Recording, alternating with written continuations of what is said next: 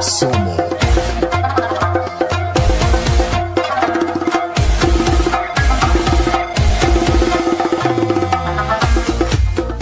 ये तो बग्गी का तो ऐसा सिस्टम है ना जी, कोई भी त्यौहार है उसमें इस्तेमाल ज़रूर होती है। शादी है, ब्याह है, सालगिरह है, अकीका है, जलसा है, जुलूस है। ये हमें इंशाल्लाह इसी पे मरियम नवाज़ को भी उठाया हमने आज़ाद कश्मीर बाग में, इसी बग्गी के ऊपर। ये बाप दादा से हमारा काम है, नया काम नहीं करने वाले, पुराने काम करने वाले हैं।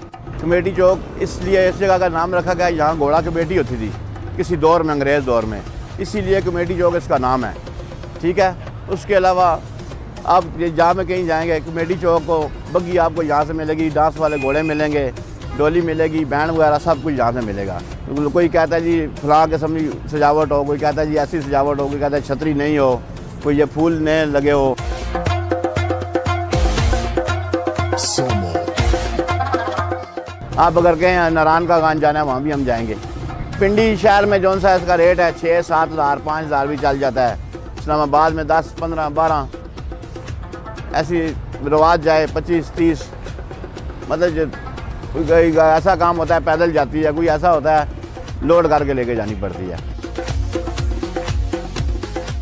ये टोटल कमेटी चौक में टोटल 8 बग्गी हैं जी, सिर्फ कमेटी चौक में बग्गी है, बाकी कहीं नहीं है।